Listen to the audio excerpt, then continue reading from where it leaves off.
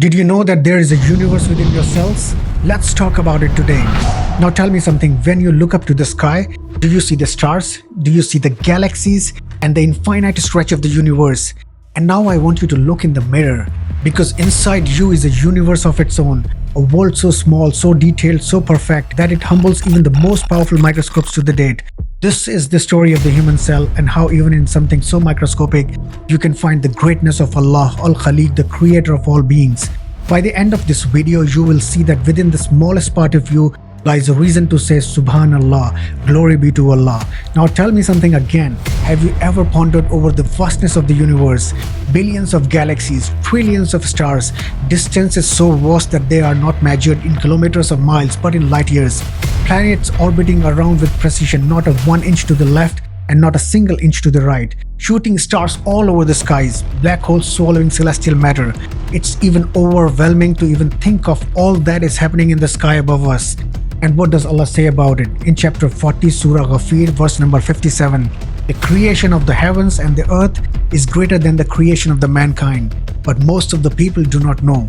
Yes, the universe is massive, beautiful, and intimidating at the same time. But now it's time to zoom in and not zoom out. Let's talk about the universe within ourselves, the human cell. Inside your body, there are over 30 trillion cells. Each one is alive, intelligent, and purposeful.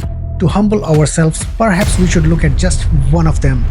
One tiny human cell, invisible to the naked eye, and yet inside that one cell you have a nucleus like a command center of the cell.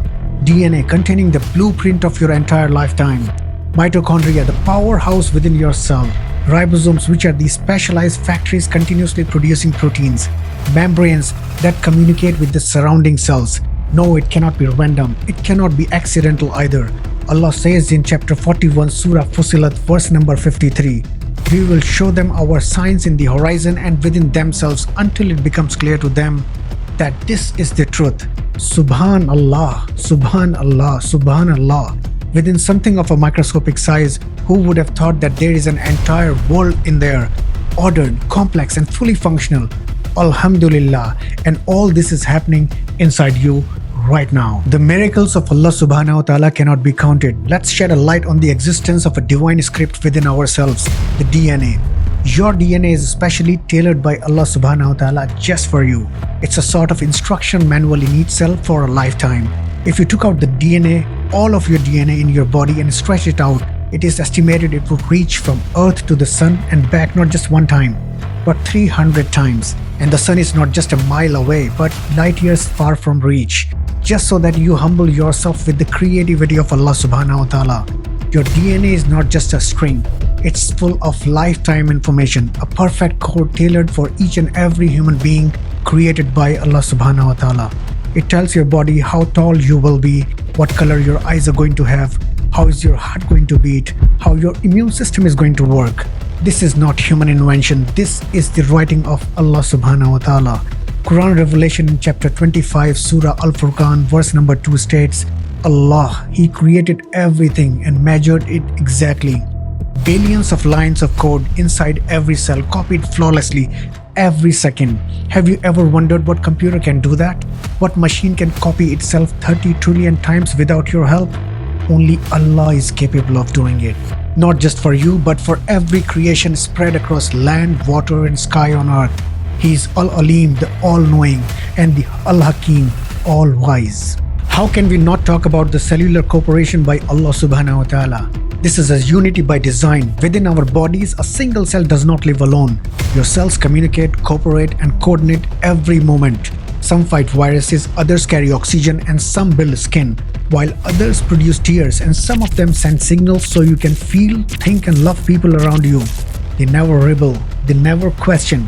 They do what Allah subhanahu wa ta'ala created them to do.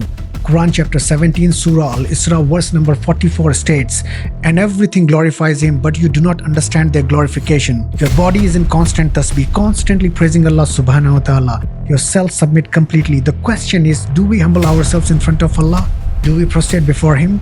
My dear friends, I recommend you to humble yourself willingly before Allah subhanahu wa ta'ala. Otherwise, you will be humbled by Him forcefully. So humble yourself in front of your Maker every day. Did you know that your sujood amounts to a universe in submission? When you make sujood, you are not alone. Yes, your soul submits, but so does your entire body. Your cells obey, your bones surrender, the blood rushes to your brain, your limbs relax, your heart slows down, and in that moment, every part of you, every cell is aligned in submission to its creator, Allah subhanahu wa ta'ala. This is not just physical, this is celestial. Because just like planets orbiting in space, your cells orbit within you, all in harmony, all commanded by the one who created both.